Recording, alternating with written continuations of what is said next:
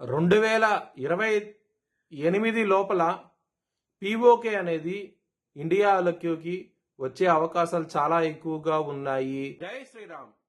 2022 నుంచి 2025 అక్టోబర్ వరకు మొత్తం 19 ప్రెడిక్షన్స్ అనేవి నేను చెప్పినట్టు జరిగినాయి. అవన్నీ కింద డిస్క్రిప్షన్ లో ఇవ్వడం జరుగుతోంది. మీన రాశికి అధిపతి గురువు. మీన రాశిలో ఉత్తరాభాద్ర 4 పాదాలు, రేవతి 4 పాదాలు, పూర్వభాద్ర 4వ పాదం ఉంటది. ఈ నక్షత్రం వాళ్ళందరికీ నేను చెప్పే వార ఫలితాలు వర్తిస్తాయి. ఈ వారంలో మీన రాశి వారికి 6వ స్థానంలో కేతు భగవాన్ యోగిస్తున్నారు. దశమ స్థానంలో శుక్రుడు రవి యోగిస్తున్నారు. 3 గ్రహాలు యోగిస్తున్నాయి. ఏలినాటి శని ఉన్నది కాబట్టి మీరు బ్రాహ్మణులకు నల్ల నువ్వులు దానం చేయండి, మంచి ఫలితాలు చూస్తారు. శివుణ్ణి ఆరాధించండి.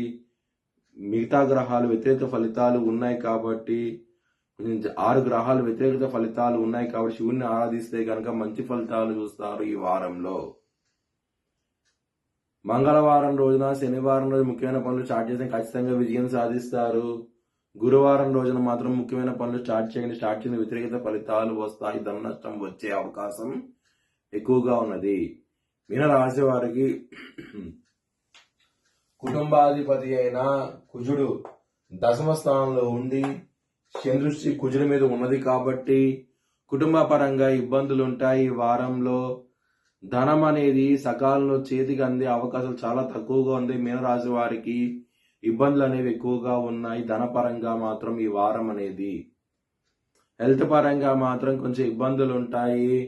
6వ స్థానాధిపతి అయిన సూర్యుడు దశమ స్థానంలో ఉండి శని దృష్టి ఉండటం మూలంగా శత్రువుల పరంగాను ఆరోగ్య పరంగాను ఇబ్బందులు అనేవి ఎక్కువగా ఉంటాయి. ఈ వారం అనేది బిజినెస్ పరంగా మాత్రం పెట్టుబడి ఎక్కువ పెట్టండి, మంచి లాభాలు చూస్తారు. ఈ వారంలో చాలా ఆనందంగా అయితే ఉంటారు.